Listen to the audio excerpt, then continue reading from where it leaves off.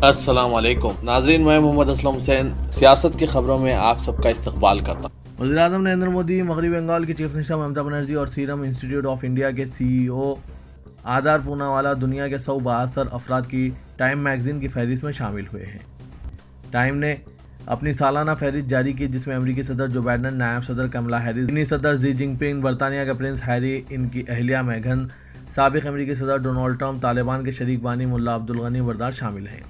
मोदी के बारे में लिखते हुए टाइम ने कहा कि हिंदुस्तान ने एक आज़ाद मुल्क की हैसियत से अपने 74 वर्षों में 3 अहम कायदीन जवाहरलाल नेहरू, इंदिरा गांधी और मोदी को पैदा किया है। CNN के मुमताज़ सहाफ़ी फ्रेड ज़करिया ने मोदी का प्रोफाइल लिखते हुए कहा कि उन्होंने मुल्क को सेक्युलरिज्म से दूर किया और हिंदू कौम परस्ती के करीब किया। ये भी इल्ज़ाम लगाया कि 69 साला लीडर ने हिंदुस्तान की मुस्लिम अक़लियत के हुकूक़ कम किए हैं और सहाफ़ियों को कैद किया है और धमकाया है। ममता बनर्जी के बारे में लिखा गया कि 66 साला लीडर हिंदुस्तानी सियासत में बेखौफ चेहरे के तौर पर उभरी हैं। हिंदुस्तान ने अक़वाम मुत्तहिदा इंसानी हुकूक़ कमीशन में मसला कश्मीर उठाने पर पाकिस्तान और इस्लामी ताउन तंजीम पर बरहमी का इजहार किया और कहा कि इस तंजीम ने बेबसी के साथ खुद को पाकिस्तान का यरगुमाल बनने दिया है। इंसानी हुकूक़ कौंसिल के 48वें सेशन में हिंदुस्तान ने कहा कि पाकिस्तान को दुनिया भर में दहशतगर्दों की खुलेआम मदद, फंडिंग और तरबियत करने वाले मुल्क की हैसियत से जाना जाता है। हिंदुस्तान का यह रद्दअमल जेनुआ में हिंदुस्तान के मुस्तकिल मिशन के फर्स्ट सेक्रेटरी पवन बुद्धे ने जारी किया। पाकिस्तान और OIC के कश्मीर के बारे में तबसरे का जवाब देने के लिए हिंदुस्तान के हक़ का इस्तेमाल करते हुए उन्होंने कहा कि हिंदुस्तान को पाकिस्तान जैसी नाकाम रियासत से सबक सीखने की कोई ज़रूरत नहीं है। सीनियर कांग्रेस क़याद राहुल गांधी ने BJP पर सख्त तनकीद की। उन्होंने कहा कि यह पार्टी अपने फ़ायदे के लिए मजहब का इस्तेमाल कर रही है और इसे हिंदू धर्म की कोई परवाह नहीं है। पार्टी के महिला कन्वेंशन से खिताब करते हुए राहुल गांधी ने कहा कि ये झूठे हिंदू हैं, प्रयोग कर रहे हैं, ये हिंदू नहीं हैं, हिंदू धर्म की दलाली करते हैं। BJP को निशाना तनकीद बनाते हुए राहुल गांधी ने कहा कि यह पार्टी खुद को हिंदू जमात कहती है, लेकिन जहाँ भी ये जाती है वो लक्ष्मी और दुर्गा पर हमला करती है, वो देवियों को हलाक करती है और फिर खुद को हिंदू कहती है। एक बड़ी कार्रवाई में उत्तर प्रदेश के इंसदाद दहशतगर्दी स्क्वाड ATS ने मरकजी एजेंसियों की खुसूसी इत्तला के बाद मजीद 3 मुश्तबा दहशतगर्दों को गिरफ्तार किया है। ज़राए ने बताया कि ATS को मरकजी एजेंसियों और दिल्ली पुलिस के खुसूसी सेल की जानिब से रियासत के मुख्तलिफ मुकामात पर धमाका मवाद जमा रखने और मुश्तबा दहशतगर्दों की जानिब से कई धमाके अंजाम देने के मनसूबे से मुतालिक इत्तलात मिली थी। इंटेलिजेंस ब्यूरो और दिल्ली पुलिस के खुसूसी सेल के मुश्तरका टीम पहले ही 6 मुश्तबा दहशतगर्दों से पूछताछ कर रही है, जिन्हें मंगल को गिरफ्तार किया गया है और पुलिस तहवील में दिया गया है। Uttar Pradesh additional director general of police Prashant Kumar ने मीडिया को बताया कि जिन अफराद को गिरफ्तार किया गया है वो इंतहाई शिद्दत पसंद है और उन्होंने हमले के खतरनाक मंसूबे बनाए थे। पुलिस के मुताबिक दहशतगर्द मुबैना तौर पर मुल्क की मुख्तलिफ रियासतों बशमुल दिल्ली, उत्तर प्रदेश, महाराष्ट्र में गणेश चतुर्थी के साथ साथ आने वाले नवरात्रि और रामलीला के दौरान हमलों का मंसूबा रखते थे। बिहार के जिला खगियार में एक शख्स को वो रकम वापस करने से इनकार पर गिरफ्तार कर लिया गया जो उसके बैंक खाते में गलती से जमा हो गई और उसने इस्तेमाल कर ली है। मार्च में ग्रामीण बैंक स्टाफ की गलती से मौजा बख्तियारपुर के रंजीत दास के खाते में 5.5 लाख रुपए जमा हो गए। रंजीत का बयान है कि जब उसने खाते में रकम देखी तो वो समझा कि वज़ीर-ए-आज़म नरेंद्र मोदी की तरफ से वादे के मुताबिक 15 लाख रुपए की पहली किस्त आई है। मोदी ने 2014 की इंतखाबी मुहिम में अवाम से कहा था कि बैरून मुल्क जमा काला धन वापस आने पर हर शहरी के बैंक खाते में 15 लाख रुपए की रकम तो आसानी से जमा हो जाएगी। बाद में अमित शाह ने यह वादा 12 याद दिलाने पर इसे जुमला करार देकर मुस्तरद कर दिया था। बॉलीवुड अदाकार सोनू सूद के खिलाफ मुंबई और लखनऊ में 6 मुकामात पर इनकम टैक्स के दावे किए गए हैं। महकमा इनकम टैक्स के ज़राए ने कहा कि लखनऊ में सोनू सूद की कंपनी और वहाँ की रियल इस्टेट फर्म के दरमियान एक हालिया मामलात पर महकमे की नज़रें हैं। इस मामलात के बारे में टैक्स चोरी के इल्ज़ाम सामने आए हैं, चुनांचे सर्वे ऑपरेशन शुरू किया गया है। इन IT धावों से चंद रोज़ कबल एक्टर सोनू सूद ने चीफ मिनिस्टर दिल्ली अरविंद केजरीवाल से मुलाकात की थी, जिसका चर्चा भी हुआ है। चीफ मिनिस्टर केजरीवाल ने सोनू सूद को अपनी हुकूमत के पास खुसूसी प्रोग्रामों के ज़िम्मन में ब्रांड एम्बेसडर बना दिया है।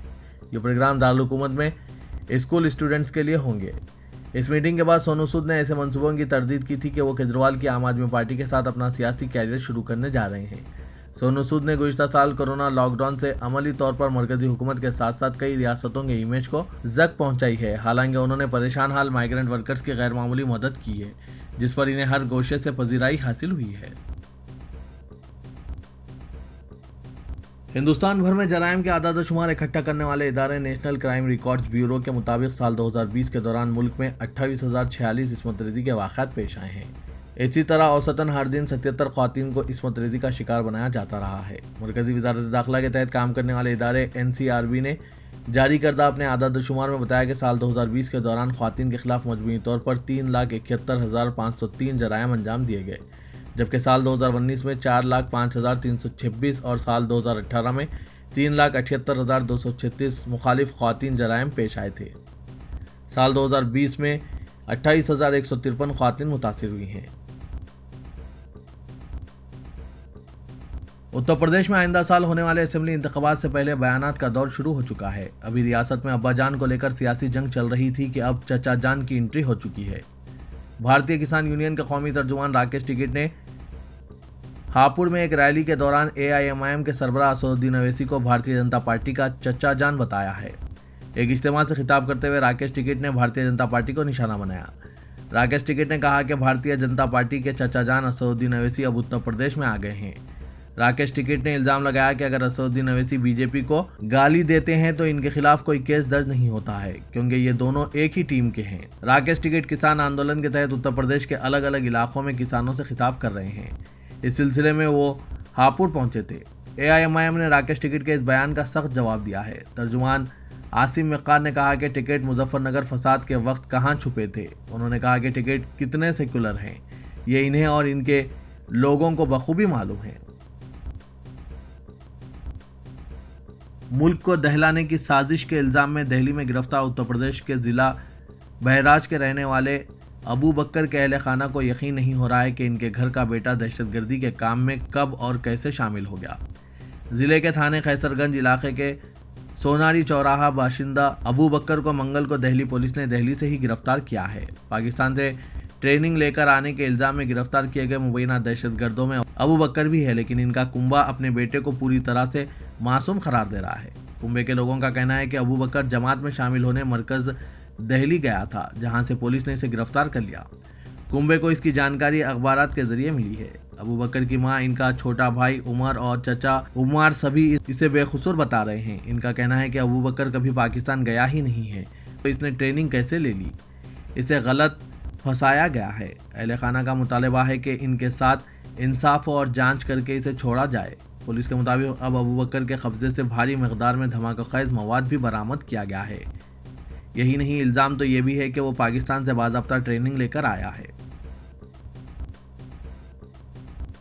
उत्तर प्रदेश के वज़ीर आला योगी आदित्यनाथ के जरिए गुज़िश्ता दिनों किए गए अब्बा जान वाले तबसरे पर तनाज़ा थमने का नाम नहीं ले रहा है। अब इस मामले में बिहार के मुजफ्फरपुर में चीफ जुडिशल एडिशनल मजिस्ट्रेट की अदालत में मुकामी समाजी कारकुन तमन्ना हाशमी ने पिटीशन दाखिल की है और योगी के खिलाफ कार्रवाई का मुतालबा किया है। पिटीशन के मुताबिक योगी आदित्यनाथ ने जिस अंदाज में तबसरा किया है वो निहायत तज़हीक़ आमेज़ और तौहीन आमेज़ है। इससे पूरी मुस्लिम कम्युनिटी के जज्बात मजरूह हुए हैं और एक प्यारे से लफ्ज़ को मनफी मायनों में पेश करने की कोशिश की गई है।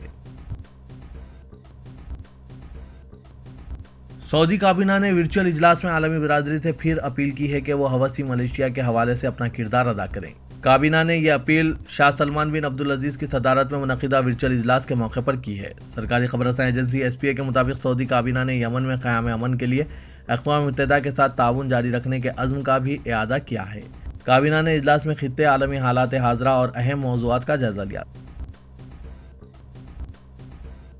तालिबान के सीनियर रहनुमा ने कहा है कि अफगान ख़वातीन को मर्दों के शाना बशाना काम करने की इजाज़त नहीं होनी चाहिए। एक इंटरव्यू में सीनियर तालिबान रहनुमा वहीदुल्लाह हाशमी ने बताया कि तालिबान बैनुल-अक़वामी बिरादरी के दबाव के बावजूद इस्लामी शरीयत मुकम्मल तौर पर नाफिज करेगा।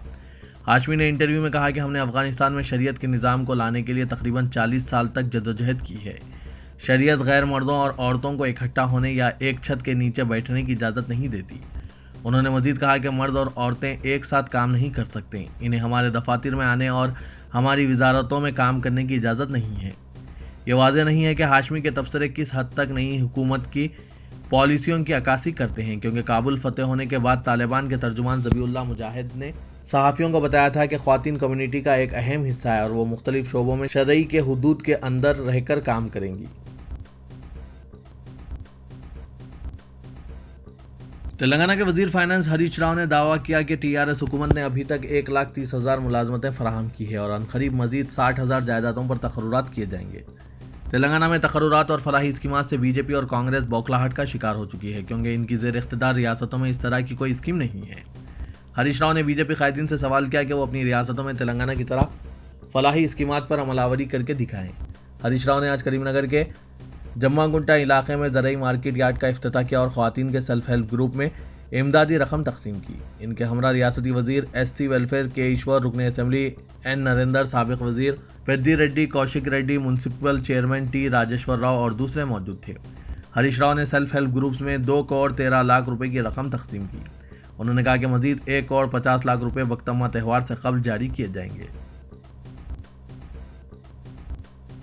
सईदाबाद के इस्मत रेजी व कत्ल केस की तहकीकात में हुनूस कोई पेशरफ नहीं हुई है और इस केस का मुलजिम बी राजू हुनूस पुलिस के शिकंजे से बाहर है। हालांकि हैदराबाद पुलिस की जानिब से मुलजिम की इत्तला देने वाले अफराद को 10 लाख रुपए के इनाम का ऐलान किया गया है और सुबह से पुलिस ओहदेदार मुलजिम राजू के खिलाफ जारी किए गए लुकआउट नोटिस पोस्टर्स को अवामी मुकामात बशमुल RTC buses, autos, wine shops, bus stands और दीगर मुकामात पर चस्पा करते हुए देखे गए।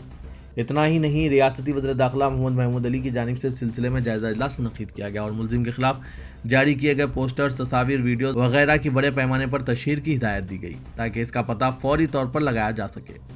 लेकिन इसके बरक्स पुलिस के आला ओहदेदारों की जानिब से पुलिस स्टेशन के अमले को यह हिदायत जारी की गई कि मफरूर मुलजिम के खिलाफ लगाए गए पोस्टर्स को फौरी तौर पर हटा दिया जाए। इन हंगामी अहकामात के पेश नज़र ट्रैफिक और लॉ एंड ऑर्डर पुलिस ने जिन मुकामात पर पोस्टर चस्पा किए थे, इसे फौरी तौर पर निकालने में मसरूफ देखे गए।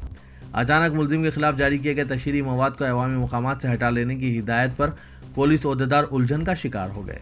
समझा जाता है कि बाज़ पुलिस ओहदेदारों को यह शुबा है कि बड़े पैमाने पर तशहीर से मफरूर मुलजिम रूपोश हो सकता है और इतना ही नहीं, अपोजिशन जमातें इस तशहीरी मवाद को पुलिस की नाकामी के तौर पर अवाम में पेश कर सकते हैं।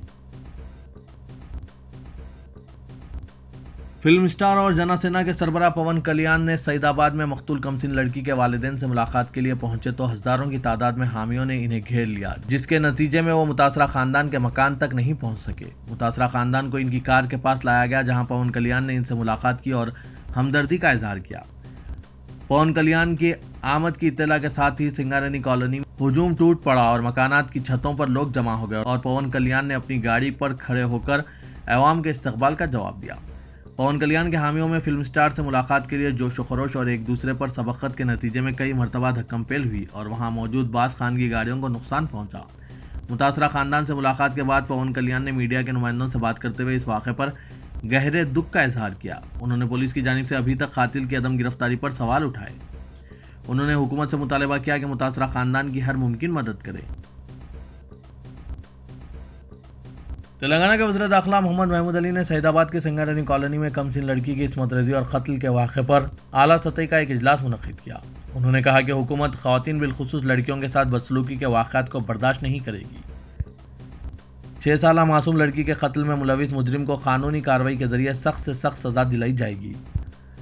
जायजा इजलास में director general police Mahender Reddy, commissioner police Anjani Kumar, additional commissioner Shikha Goel, DCP north zone Kamaleshwar, DCP south zone G Rao, joint commissioner east zone Ramesh, joint commissioner central zone Vishwa Prasad, DCP task force Chakravarthy, ACP Malakpet में वेंकट रमना और दूसरों ने शिरकत की। वज़ीर दाखिला ने कहा कि यह वाक़या हैवानियत सोज़ है और हुकूमत ख़वातीन पर मज़ालिम के वाक़यात की रोकथाम में संजीदा है।